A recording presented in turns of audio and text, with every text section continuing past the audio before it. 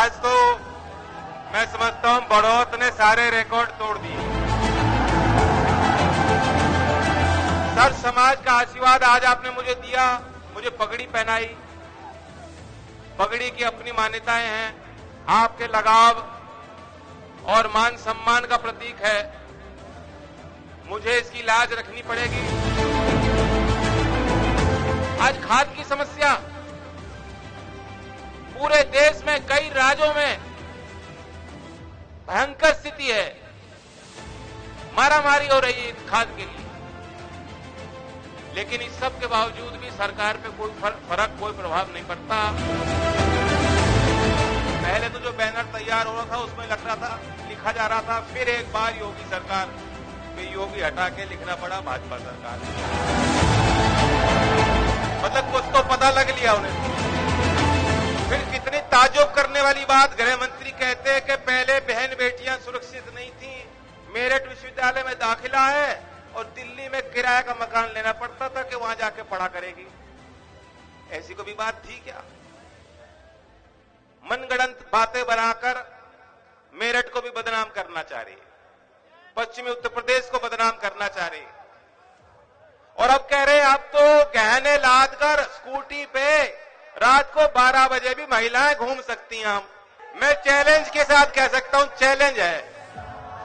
अब हालात इतने बिगड़ चुके, अपराध इतना बढ़ चुका है। अमित शाह जी भी अगर माला पहन के ना दिन में ही 12 बजे कहीं घूम लेंगे, लूट जाएंगे। कि मोदी जी 6,000 रुपए देते हैं 3 किस्त में, हम 23 दिसंबर में वो 6,000 को बढ़ाकर 12,000 देंगे किसानों को। जो लघु किसान है, जो कम जोत पे खेती कर रहा है, उसे 15,000 देंगे।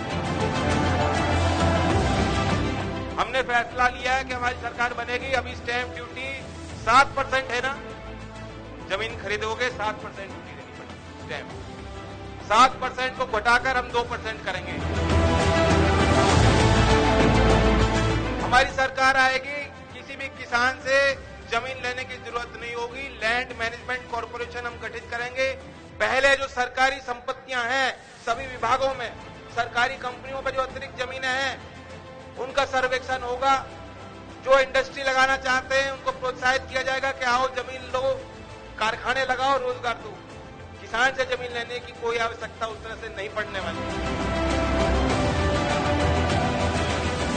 हमारी सरकार बनेगी, हर ब्लॉक में जैसे स्टेडियम देख रहे हो, मल्टी स्पोर्ट फैसिलिटी आधुनिक हर ब्लॉक के स्तर पे हम बनाएंगे।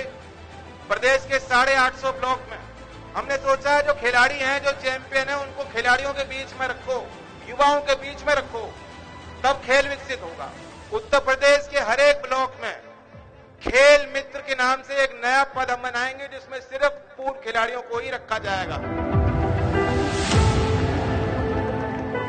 हमारी सरकार बनेगी, पहले ही सत्र में 1.5 गुना गन्ने का फसल का दाम हम तय करेंगे। हमने तय किया 2030 तक जितने सरकारी स्कूल हैं उनमें इंग्लिश मीडियम, वोकेशनल शिक्षा और कंप्यूटर लैब की व्यवस्था हम बनाएंगे। और जीवन में मुझे कुछ नहीं चाहिए, मैं आपके उन रिश्तों की कदर करूंगा, इज्जत करूंगा और आपके मान सम्मान की लड़ाई लड़ता रहूंगा, ये वादा है।